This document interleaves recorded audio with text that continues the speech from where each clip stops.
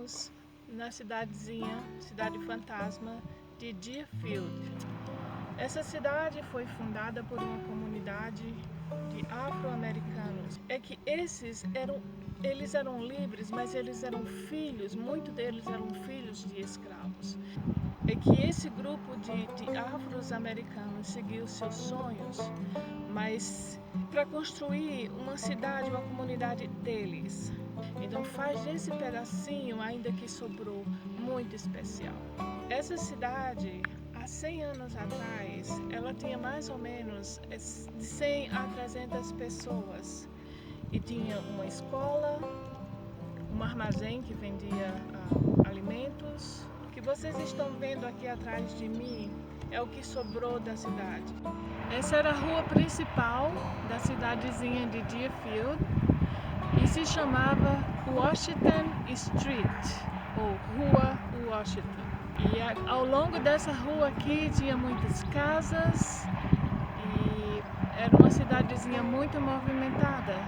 É uma coisa maravilhosa de ver a história, mesmo ainda já desmoronando, mas ainda é preservada alguns pedacinhos da história dos Estados Unidos.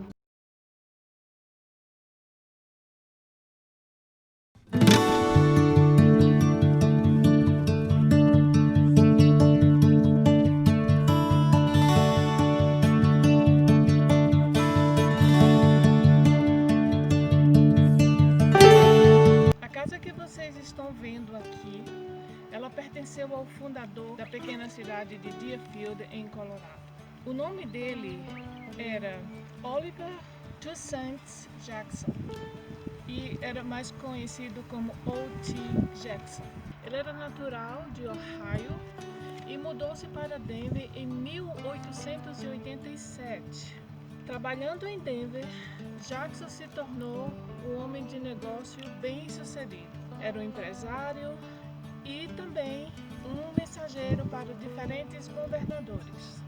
E na sua vida em Denver, em Colorado, ele percebeu e viu, e já tinha também em seu próprio coração, o sonho do afro-americano, que era ter sua própria liberdade financeira, independência financeira, ter sua própria casa, ser dono do seu pedaço de terra e ter uma vida bem-sucedida.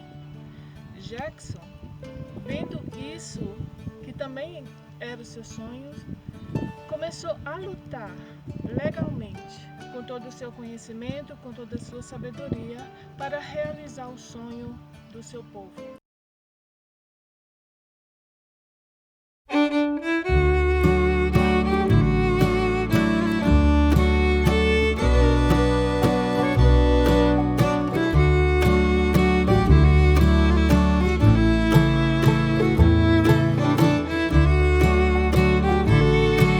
Jackson filed claim for this land in 1910 under the Homestead Act. The Homestead Act was signed into law in 1862 by Abraham Lincoln. It gave the opportunity for people who did not have land or to own land. The Homestead Act worked as follows, that someone would file a claim with the government. They would allocate 160 acres to that person who filed the claim, and they would agree to work with it for 5 years, building a residence, working the land, making produce. And if they could do that for 5 years, they would own the land. One historian puts it best that the story of Dearfield combines two stories in American history. One, the Homestead Act of 1862, and the Reconstruction era after the Civil War, where Black Americans moved away from the South and seeked new opportunity, equality in the West. This historian says that many of the people who lived here at Dearfield went from being owned to being landowners within their lifetime.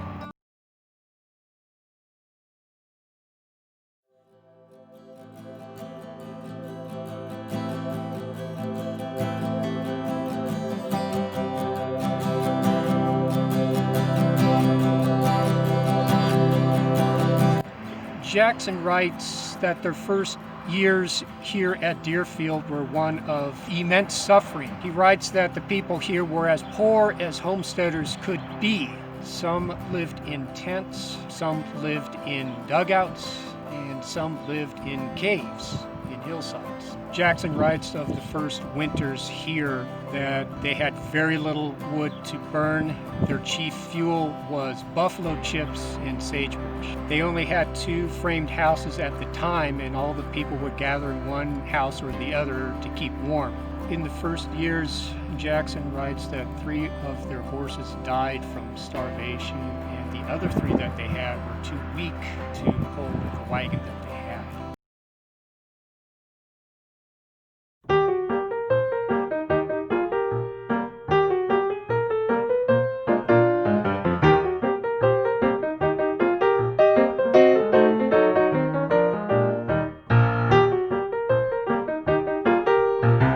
Dearfield foi uma cidade de grande sucesso.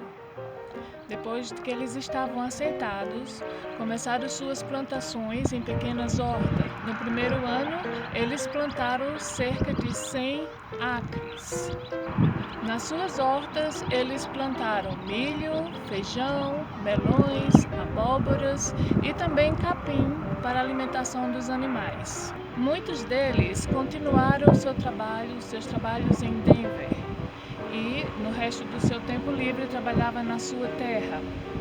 Nos anos de 1910 a 1920, eles foram abençoados com bons invernos. E nesse período, eles tiveram muitos lucros nas suas plantações. Com isso, eles enviaram uma grande quantidade de alimentos para a Primeira Guerra Mundial. Mas o sucesso durou pouco e começou um declínio na cidade de Dearfield.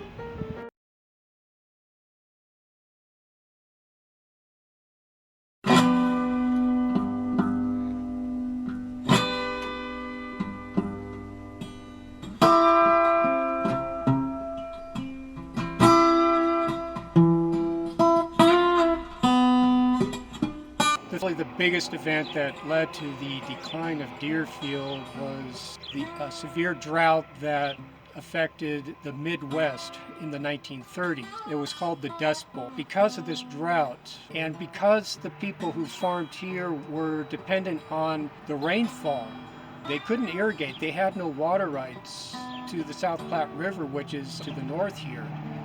And because of the drought, many moved away. And because the economic conditions were so severe that many dismantled their houses and sold the lumber so that they could relocate elsewhere. And it said by 1940, only 12 people lived here at Dearfield. O.T. Jackson continued to remain here at Dearfield until his death in 1948.